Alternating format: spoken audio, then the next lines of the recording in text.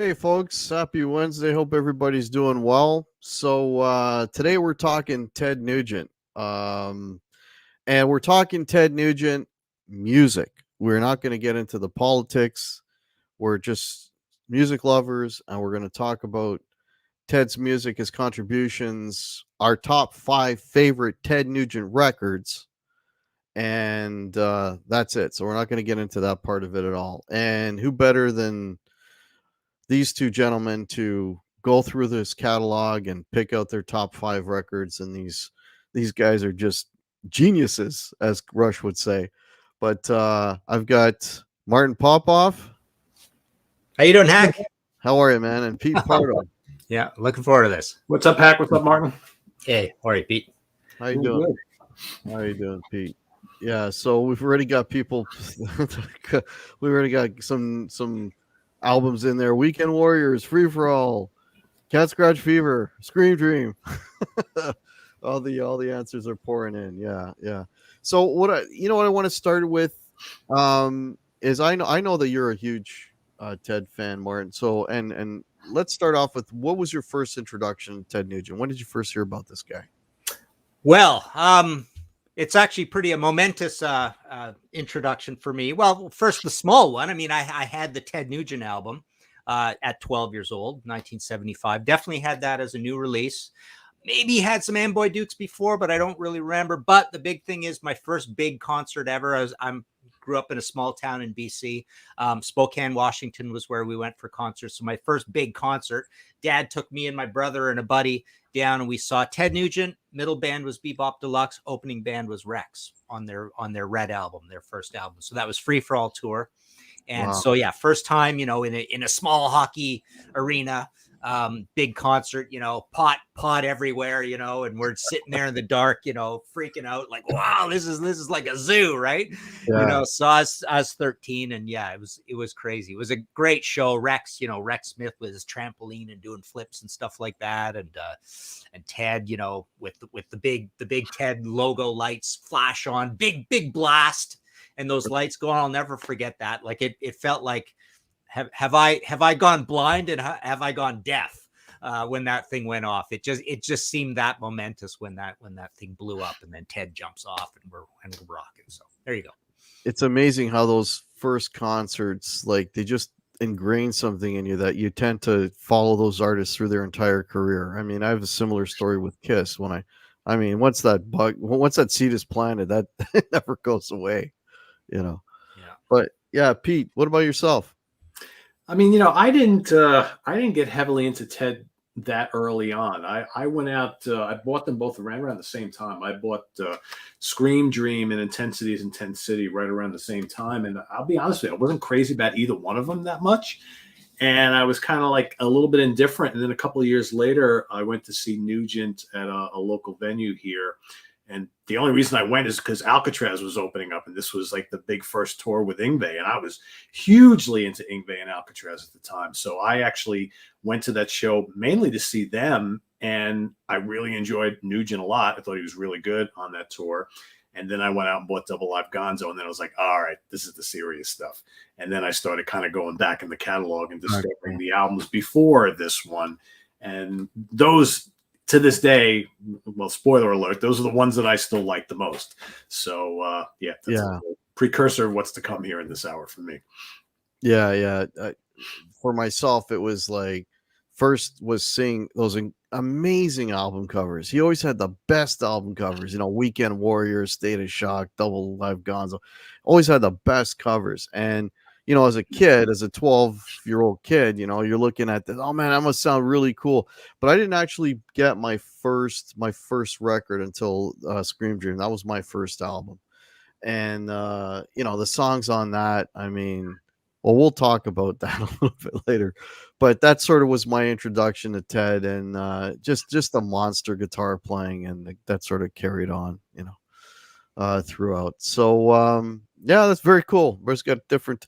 And the only time I saw Ted was when he opened for Kiss, and I'm trying to remember what tour that was. It might have been Crazy Nights. I could be wrong, but that's the only time I saw Ted, and he did the whole bow and arrow thing, and you know, yeah, he was swinging from the rafters and all that kind of stuff. But man, that guy's very super entertaining to watch. Oh, yeah. Super entertaining to watch.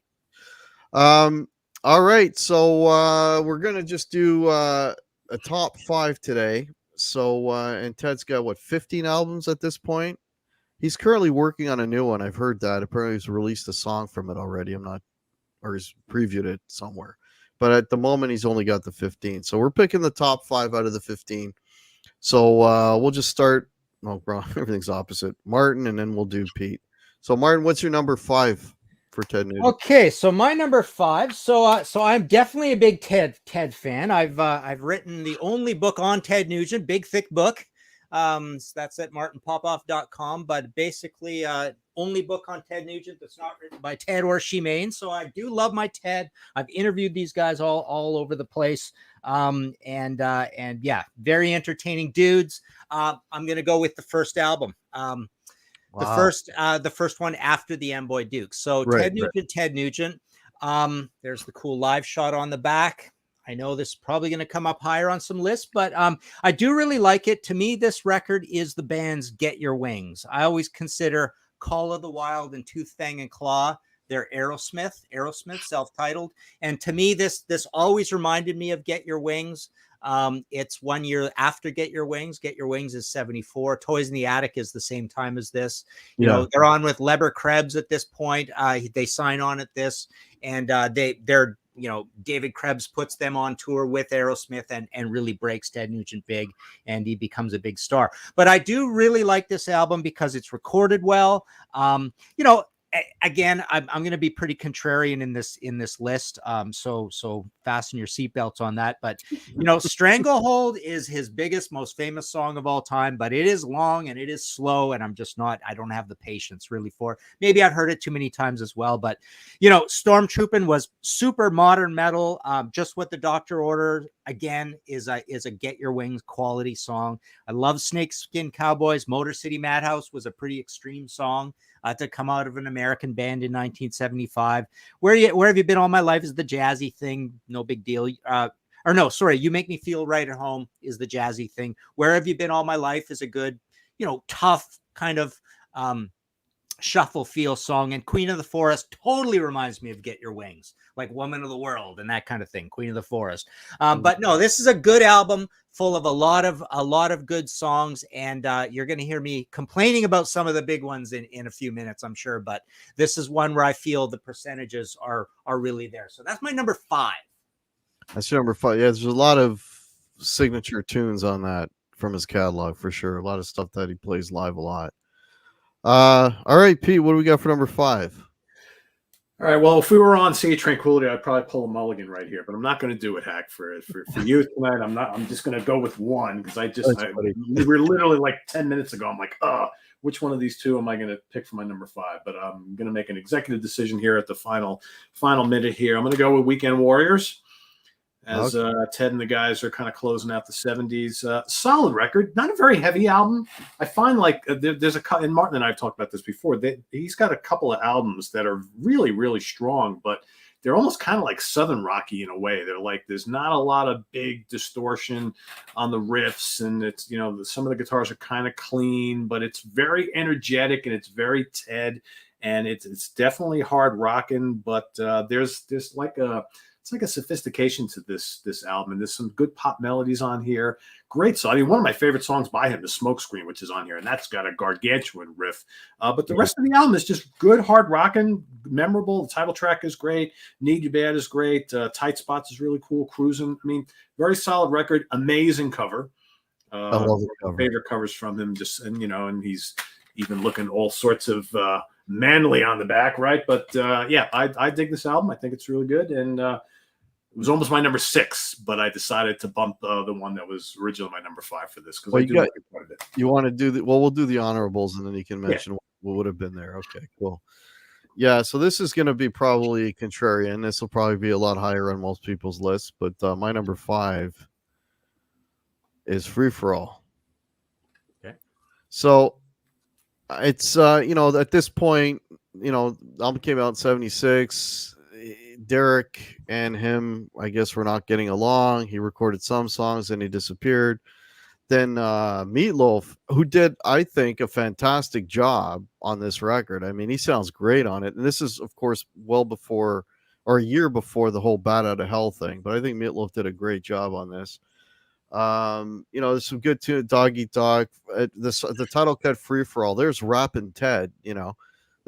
He's basically talking the lyrics. And one thing about Ted, for me, he's sort of like he's got that gift of gab. He's got that David Lee Roth thing going, right? Where he can just spout out stuff, and it's not, and it's interesting when he's just spouting out, like the guy's stream of consciousness stuff that he says is always very entertaining. But the one song on there that, like, I personally, I like records that have a little bit of diversity. I mean, the hard stuff and everything else is cool and whatever, but you want to hear a little bit of diversity. On that record, there's a song called Together, which I guess is their ballad. But I mean, Ted is known as a heavy rockin', kind of like really, hard-handed, heavy blues player. But there are times when Ted does do some melodic stuff, and his melodic stuff, I think, is really good, and it shows a lot on that record. The other thing I noticed on that record too, there's a song called Hammer Down. Man, that could almost be an Iron Maiden song.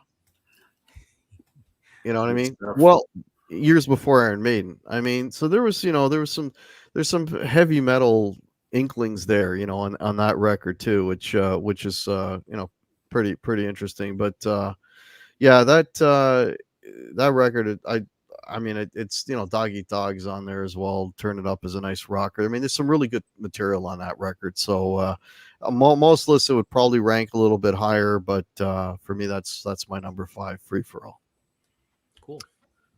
Alrighty. Martin. Okay, so now we get really contrarian, but I shall explain. So just allow me to. My number 4, I'm going to go with Craveman.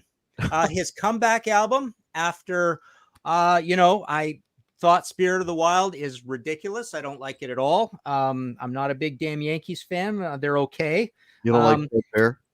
What's that? Not a fan of Fred Bear? No, definitely not a Fred Bear fan. I mean, that whole story, don't get me going on that. But what I love about this record is that it's one of his 2 heaviest records ever. I don't think we can deny that. I think it's probably his best recorded album, one of the 2. I don't think we can deny that. A lot of the big ones I'm going to not have in my list because I can't get away from the very timid drumming and the not great Tom Werman recording. So that knocked those off for me.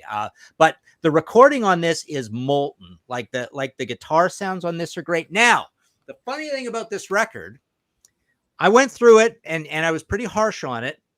I quite like or love 6 songs out of 14 on it. And that's the funny thing about it. But the ones I love, like Raw Dogs and War Hogs, is one of the greatest songs he's ever done. And Change My Sex, the riff on that is unbelievable. That's also one of the best songs he's ever done. I Won't Go Away is incredible. Pussy Whipped is even pretty good. Going Down Hard, amazing songs.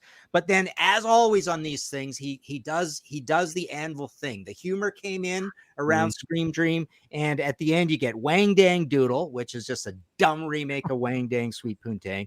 My Baby Likes My Butter on Her Grits, Sex Pot, and Earth Tones. Earth Tones is like an instrumental bass thing. So the whole back end of it, he just like checks out, right?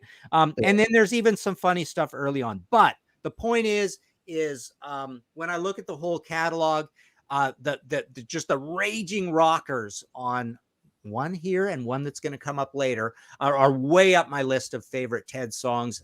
And I love Ted's voice. Ted can sing all he wants. I have no problems with Ted's voice. Obviously, we all love Derek, and I love Charlie too. But Ted's voice is perfectly fine. But this is Ted, Marco Mendoza on bass, and Tommy Clufetos on drums. So Craveman, despite it being 6 out of 14, Craveman. Yeah, more on that later. Oh, good. All right. Go ahead, Pete.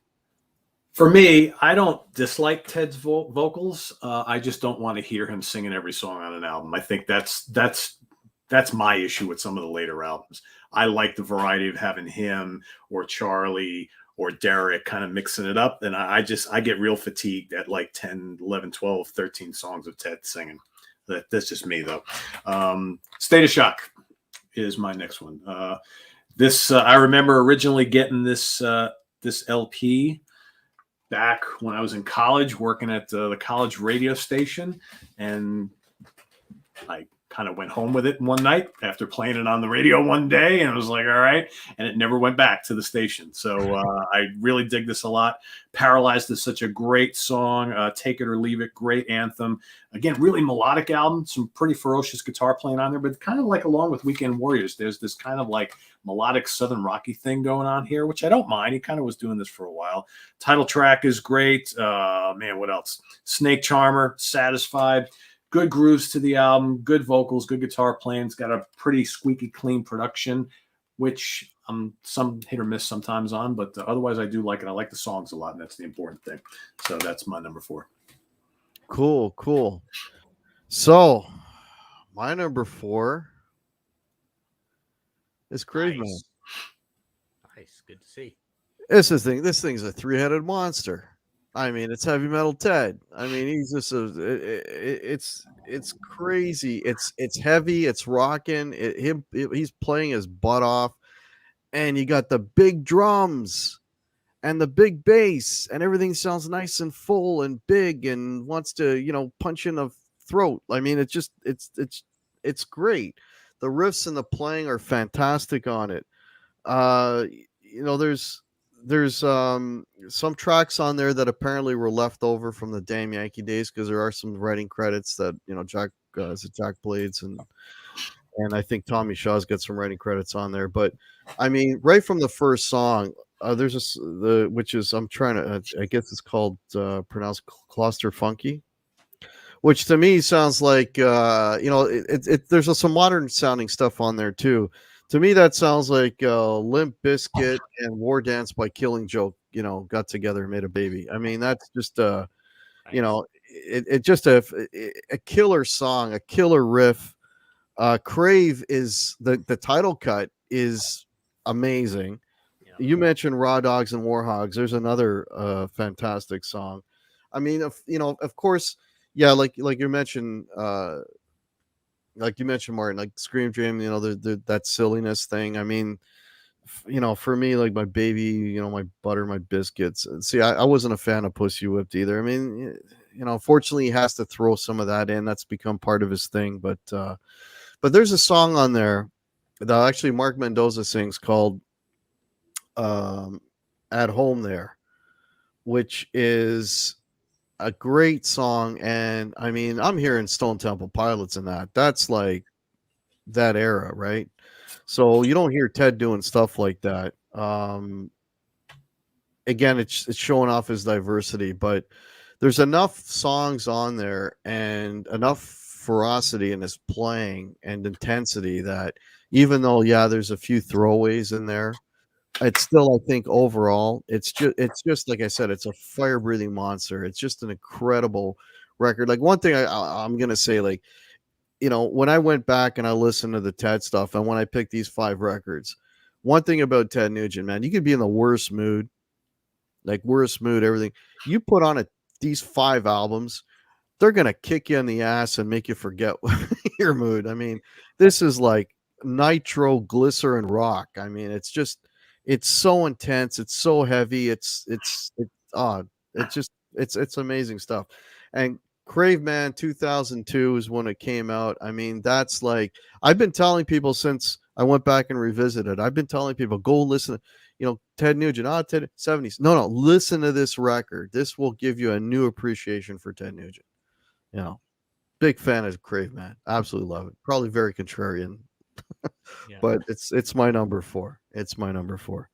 Okay. All right. Well, we're going to continue the same narrative because I'm going with Love Grenade as my number 3.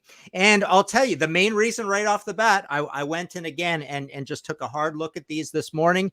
And I like a lot or love 8 out of 13 songs on this. So that's a whole album's worth of old Ted, right? And it's just as heavy and just as gorgeously recorded, just killer molten smoking guitar from Ted on it. Pete, I take your point. Yeah, maybe listening to Ted sing all the time is probably, it'd be better to have that variety. But so Ted's singing, but again, I go through this. Love Grenade's a pretty darn good song. Still Raising Hell, one of his greatest songs of all time. Then you got some, funky, I don't know, Girl Scout cookies. They're doing a little bit of this jokey thing again. It's the exact same thing. He's really into this, right? It's the kind of anvil thing, right? Yeah. Journey to the Center of the Mind, a remake of that. No big deal. I'm not crazy about it. Aborigines great. And the really cool thing about this album is Aborigine. So we're talking track 9 here. Aborigine, Stand, Broadside, and Bridge Over Troubled Daughters all in a row. Absolutely first rate, classic. Way better than the old days Ted. I'll go there. I mean, I really think it is. And this one, you've got Ted. Barry Sparks is in there instead of Marco, and Tommy Clufetos is still in there on drums. But again, it's everything you said about Craveman there, Hack. Yeah, I feel kind of applies to this too. They're really interchangeable albums. I literally, you could swap the songs around. I wouldn't even notice. But it does bother me that there is just a little bit of too much of that side diversion stuff.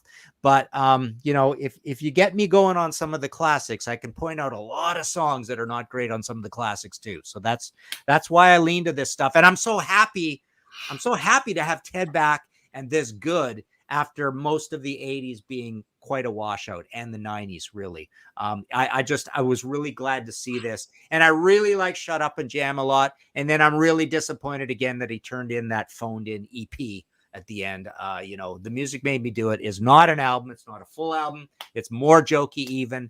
It's just like, it's barely there at all, but Shut Up and Jam was pretty good too. There you go. I'll go with Love Grenade. Why was it Backstrap Fever instead of Cat Scratch Fever or something? And I think it's under 30 minutes long, I would say. Yeah. I remember going through it, and there's like literally 1.5 to 2.5 proper Ted Nugent songs. The title cut's kind of okay. Yeah. Anyway, that's one of the better ones. Yeah. All right. What do we got next, Pete? Good choice on Love Grenade. That ranks pretty high on my list. That didn't make my top 5, but that's probably my favorite post 1990s album from him by far. It's a good one. Great production on it too, by the way. Cat Scratch Fever is my number 3. Horrible cover notwithstanding. I love his tone on these first 3 albums. I mean, Hack, has anybody gotten a ferocious tone like that with a hollow body electric guitar? No. Man, Jesus. Especially live, right? You hear the live recordings, you're like, whoa, listen to that. But good amount of songs on here. We've all probably heard Cat Scratch Fever way too many times, but you got Wang Dang Sweet Poo-Tang, Fun Song, Death by Misadventure, Homebound, Thousand Knives, Fist Fighting Son of a Gun. There's a little bit of that kind of cheeky fun stuff going on here as well, whereas I think the first album or two, a little bit more serious, but here is Ted starting to have a lot of fun, having a lot of success. Great guitar licks all over this album.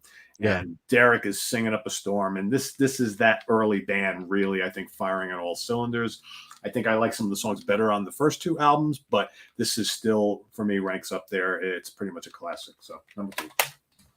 Yeah, one thing with Ted and his lead playing, especially on those earlier records, I mean, they always set up the solo, right? Yep. And then he just I'm going to mention Ace Frehley. I have to, right? But it's kind of the Ace thing. It's like you listen to the song and then, here comes the solo. and then his solos are always like they just take it to the next level. He's They're very just choreographed, yeah. And it's oh man, it's just like I mean the solo on Cat Scratch Fever. I mean, he just his stuff is so well thought out and so well played. I mean the guy's and a really tasty player. You know, you look at him as like the kind of Yeah. the wild man of rock and roll, but he's there's a sense of class and finesse on most of Yes. his guitar solos, which I think are really, you don't expect that from him almost, but it just a very, very tasteful player, very melodic player. He can do all the big gargantuan riffs and he can play really fast stuff when he wants to, but most of the time it's just very well placed notes, very melodic. Really, he's really good. target notes. I mean, Cat Scratch Fever. That's a textbook on how to play lead guitar. He's not playing fast, but he's playing tasty licks and he's hitting all the target notes, and it just goes perfectly with the music, right? Yep. Yeah. Speaking of which, my number 3, Cat Scratch Fever. So, what didn't you say about Cat Scratch Fever? What can I fill in here? 1977. That's the record that made him. That's his biggest commercial success. Derek came back for that one. Oh wow, nice. Oh, There we go. autograph. Very cool, Martin. Derek came back for that one. It's got a bunch of Ted staples: Cat Scratch Fever, Wang Dang Sweet Poontang, Death by Misadventure. I love that song. I also like 1,000 Knives. 1,000 Knives got a little bit of a Beatley thing going on, which is kind of cool. The one thing about this record, and I'll talk more about this later, is I found the production a little bit subdued. I mean, there could have been a little more power behind some of those riffs. And I just found and the drums kind of a little pedestrian, you know what I mean? There just wasn't enough. Like if you took Craven period, and I mean because they redid actually Backstrap Fever with heavy drums and whatever. I mean that song just sounds a lot more ferocious, right? But yeah, I think you're right, Hack. I think like Cat Scratch Fever, State of Shock, and Weekend Warriors all could have used a little more heft on the guitars and the production, which I think they kind of solved on Scream Dream. But those 3 albums they could have used a little. I mean, the songs are great, but songs are great, but you always find like, man, there's some, you're waiting for that next gear and it's not there, right? That's why I throw that Southern Rocky thing out there. Martin and I talked a lot about that a year or so ago, and it's almost like you listen to those like early Molly Hatchet albums. Yeah, you used to think were kind of heavy, and you listen to them now, and there's these 3 guitar players, and it's like there's not a lot of crunch going on there. The playing is great, and I get that same feel from these couple of Ted Nugent albums. Great songs, great playing, but wanted that little extra edge, right? I mean later I'll mention another album coming up that it almost like deflates the record because of that, but I'll talk about that in a minute. But yeah, for Cat Scratch Fever is my number 3. Okay. All right. Okay, so my number 2, I'm gonna go with Scream Dream. Love Scream Dream to death. I mean, Pete, you hit the nail on the head.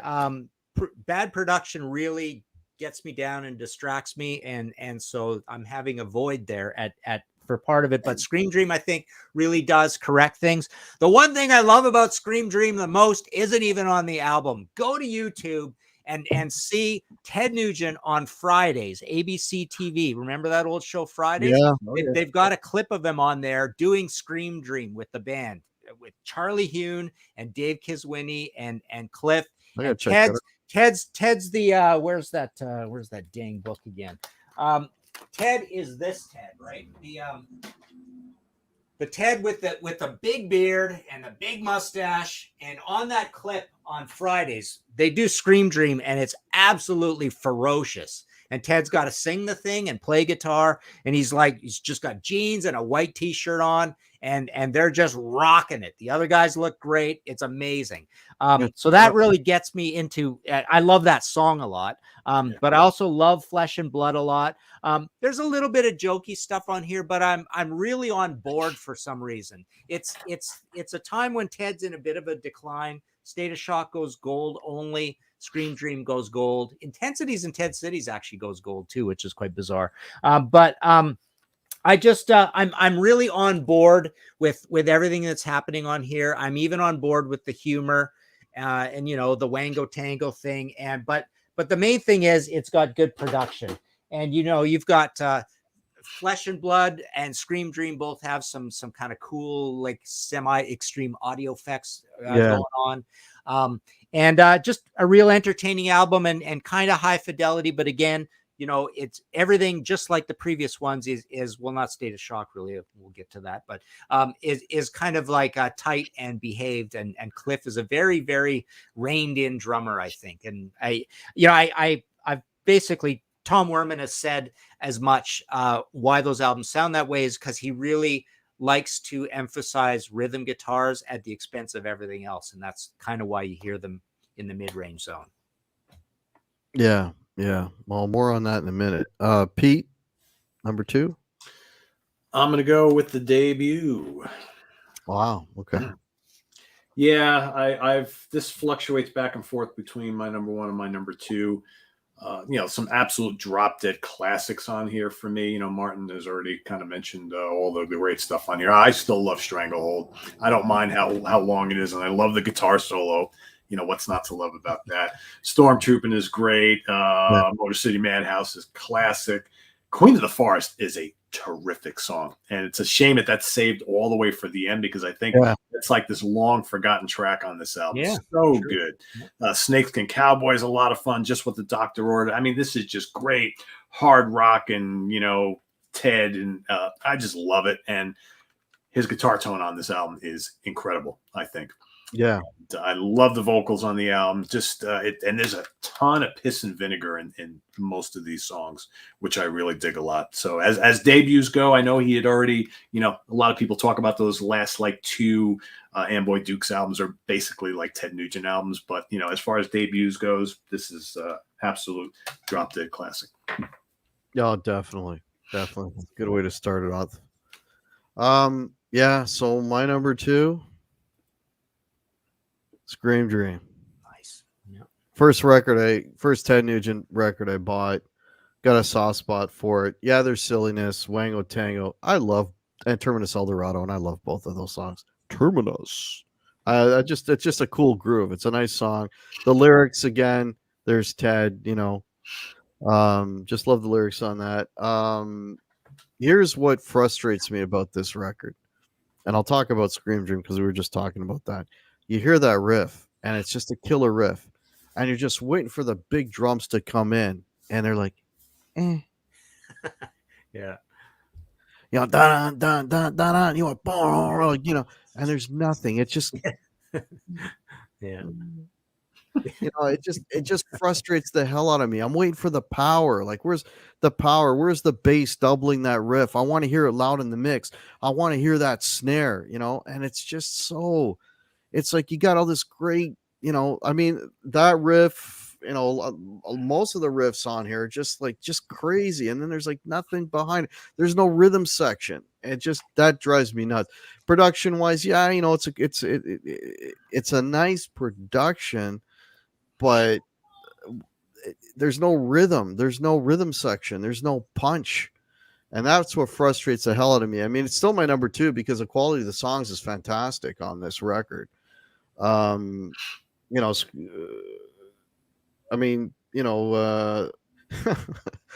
song on this record that always makes me laugh is Spit It Out. All I'm going to say is Gene Simmons would be proud of those lyrics. I'm just going to leave it at that. Hard as Nails is a great song. Again, great riffs. There's something lacking there, and I don't know what maybe it's a Ted thing. Maybe Ted doesn't want to be overshadowed by the drums. Maybe he doesn't want the bass player being too loud in the mix. I don't know what it is, but there's a missing gear on those songs. But overall, still a great record, still great songs, and yeah, that's Scream Dreams number 2 for me. All right, for number 1, Martin. My number 1 is State of Shock. A lot of people put down this album, but we've been pretty complimentary of it. It's good to see, but definitely love this record.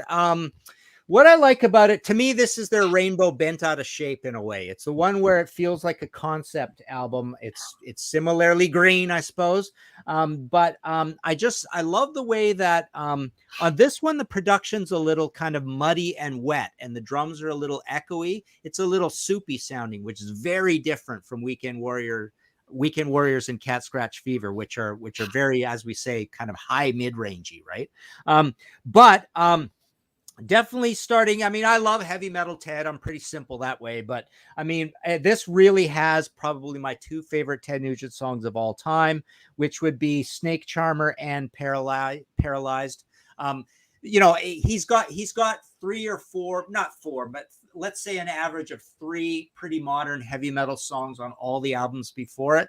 And he does that here too, but I think these are the best ones. Snake Charmer's pretty kind of sophisticated sounding. But the other thing I like about this is definitely, as you say, Pete, it's got that kind of Southern rocky vibe, which I almost equate to a kind of a Rolling Stonesy vibe on this, right? Bite Down Hard is a little bit like that. It Doesn't Matter, certainly like that. Saddle Sore, Satisfied, all these S songs, right? Maybe that's also another reason I think it's themed, right? Take It or Leave It is kind of like a little, jittery, funky one, but State of Shock is almost like a perfect metaphor for the album, being this kind of like, we're not being really showy, but we're trying to be a little more soulful and a little more Stonesy. So I like that there's kind of that theme going through it. Plus, I'd say three awesome heavy songs on it, and just one of the greatest shots of Ted of all time. On the back, right? Awesome. But yeah, this one kind of gets overshadowed by those middle ones a lot, and we did and I'm true to form. I mean, we did an episode of the Contrarians where I picked it, as my Contrarian choice for favorite album by a band, and I think Charlie singing is awesome. I don't really put him really behind Derek in any way. No. I think Charlie's just as cool as Derek is, and Ted singing's great. And there you go, State of Shock. Cool. Yeah, I mean, all the singers he's had have been pretty good. I mean, Milo did well, quite well as well. All right, number one, Pete.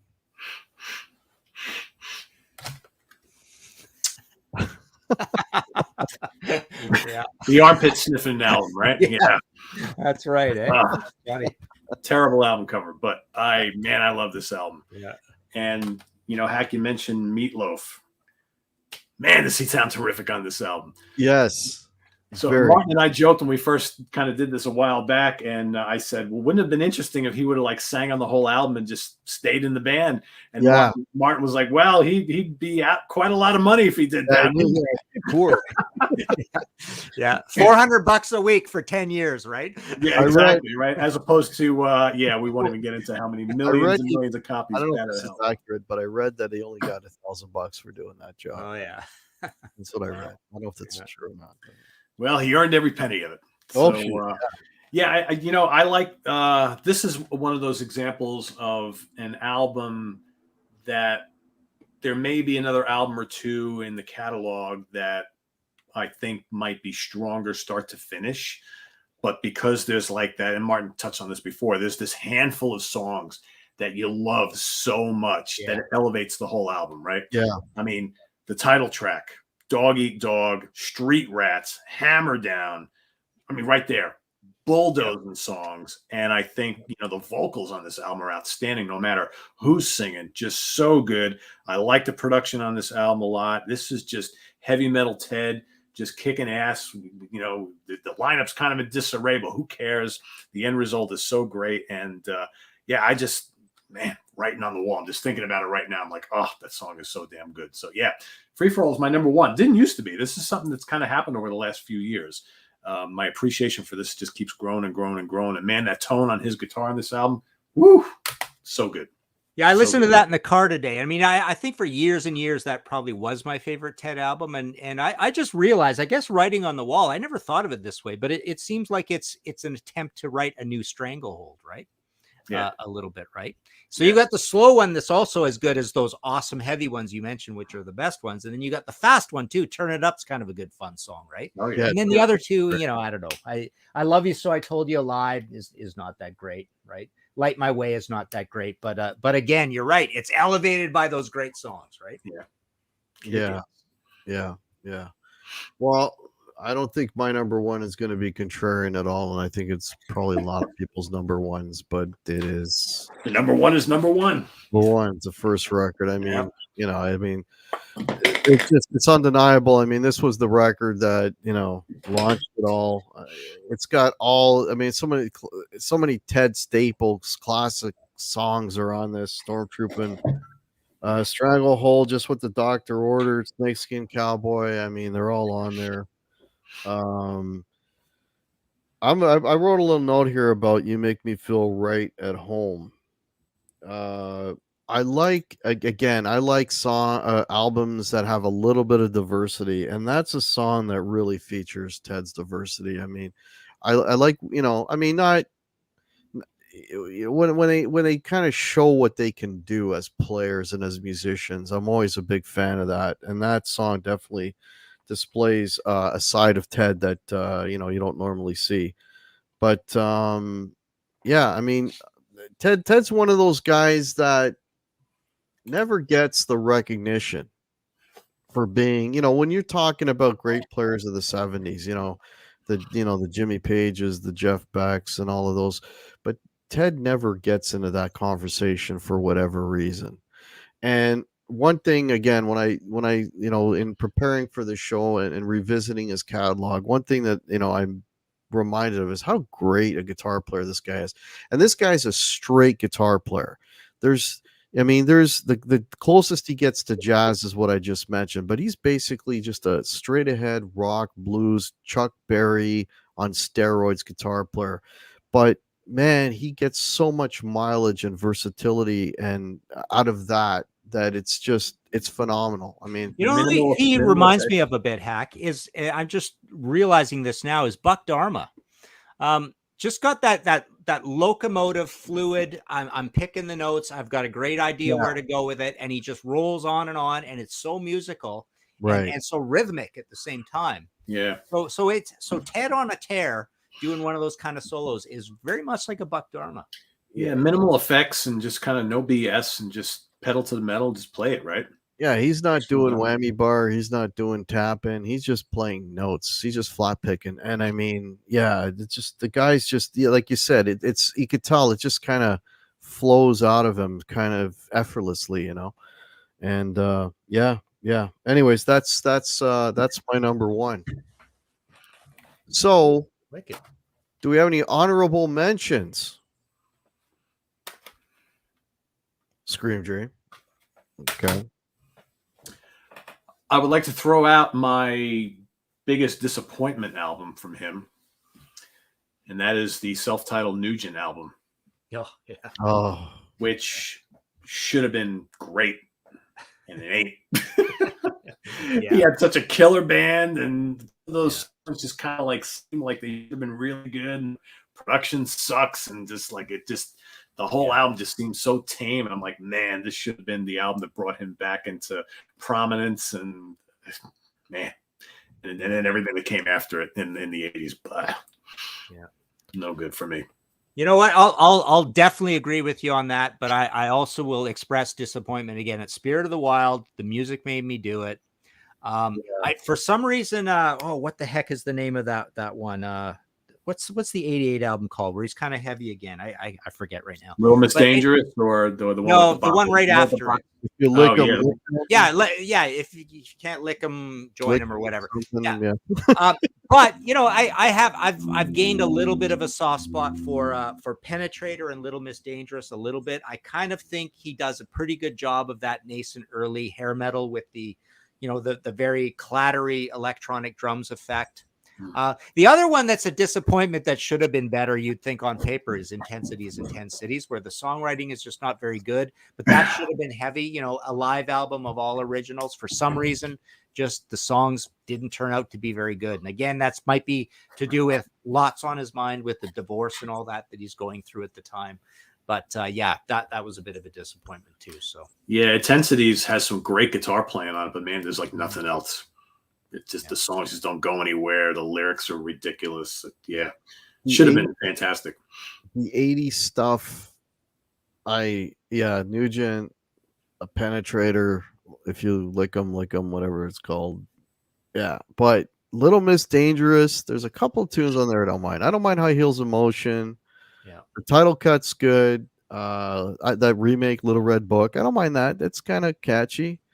But the other stuff is just, I mean, he just totally just, you know, and yeah, it took him a while to bounce back. But on the positive side, my honorable mention is Shut Up and Jam. Yeah, that's pretty good. Yeah. great That's album. good. You know, and what's cool about that record too is the guitars, the tones on that record. Oh, I yeah. mean, that sounds like these guys. You know what it sounds like? It sounds like Ted got his musician buddies together, they got in a room and they hit record. That's what that record sounds like. It's just it's very three-dimensional. It's like you're in the room with these guys, and the playing is just incredible on that record. Just oh my god, his playing and just the performances and everything. It's just it's. I mean, there's a couple of dogs on the record. I mean, as there are in most of his albums, but man, there's some really good stuff on that. And It's true. Same thing though, right? Hack 2/5 of it is joking around, throwaway stuff. Yeah. Right? But the 3/5, you know, you had me at Shut Up and Jam, right? You know. yeah, you know, I mean, what's cool about Ted too is Ted today can play as well as Ted from 1970 or 68 or whenever the hell he started, right? Yeah. You know, that guy clean living, man. I mean, you know, you look at a lot of other guitar players that were great in the 70s and they just sort of, you know, due to, you know, substances have lost their ability. Ted, I mean, he's as good today as he was then. I mean, that guy can still play and he can still put out music. Unfortunately, if the last EP is any indication, he's lost his ability to write songs. But if you know, but you know that guy, you can never count him out. I mean, he can get back on the horse. He can get some, you know, put some good riffs together, and he could put out some killer stuff because this guy's a riff machine, man.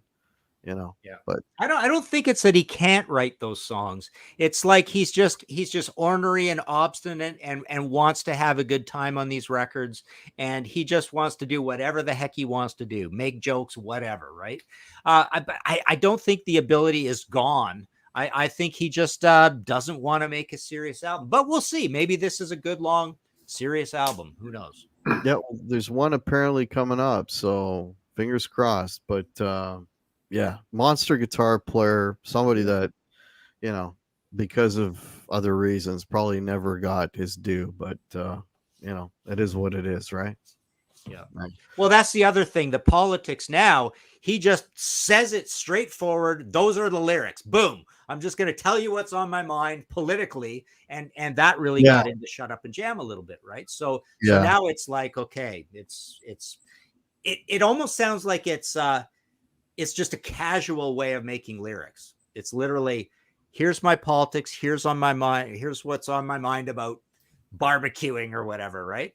And it's like, wow, you know, there you go. So, but yeah, he's just in this casual way. I mean, you know, like a lot of his song topics now are, this is how I feel about this. And if you don't agree, you can kiss my ass. I mean, there's like, you know, it's that song, you know, he's got 3 of them on, or more, I don't know, on the last record, the one that's not good anyway, but it's almost kind of lazy songwriting in a way, right? I mean, that's kind of the impression you get. You know, it's either that or a joke, you know, like some different way of buttering biscuits or something. Yeah. Whatever, right? Like I said, Gene would be proud, you know, but anyways.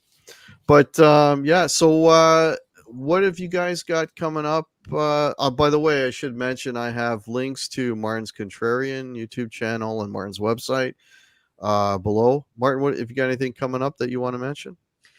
Yeah, just in the last couple days, or was it even yesterday? No, I think it was the day before yesterday. I got in this batch of books from the UK, a palette that I've been waiting for 3 months, but in there was the Nazareth visual biography and the Yes visual biography and a restock of a bunch of my UK titles. But those 2 big coffee table books, which go along now with the Blue Oyster Cult, the Van Halen, the Thin Lizzy, and one other one, Uriah Heep. So I've done 6 of those now, and there's 2 more coming. And I got lots of the Heap one. That's the one I bought way too many of. So yeah, appreciate it. If anybody wants a Heap one, I definitely got those. But yeah, the 2 new ones are the Yes and the Nazareth. Cool. And again, the link is below to Martin's website if you'd like to get a book. And if you ask nicely, Martin may even sign it for you. Absolutely. There you go. And Pete, what about yourself? Well, I spent some time this morning with Mr. Udo Dirkschneider. Oh, of Accept and fronting his own band for many, many years. So that is coming up on the channel on Monday. Otherwise, not a lot going on. I'm going on vacation for the first time in like 4 years, starting on Saturday. So taking a little time away from everything. But there'll be stuff on SOT during the week that I'm programming and recording. So yeah, but we'll be back in about a week and a half with new episodes of the Hudson Valley Squares and in the Prague seat. And of course, I'm doing a couple shows with Martin on Friday. So we have stuff up there from the 2 of us. So yeah, there's stuff on the channel. So we're keeping busy as always. Cool. And I have a link to Pete's channel below. And if anyone here would like to support the Guitar Hack channel, I have links below. There's Guitar Hack merch. There's hats like this. There's t-shirts and mugs and all that good stuff. And there's also a PayPal down there. And if you don't follow me on Instagram or Facebook, I have the links down there as well. So I want to thank everybody for tuning in and checking out the show. We will be hopefully doing one of these next month. We'll talk about that. Yeah, I want to wish everybody a happy rest of your week. Take care, everybody, and we will see you soon. All right. Take care. Cheers.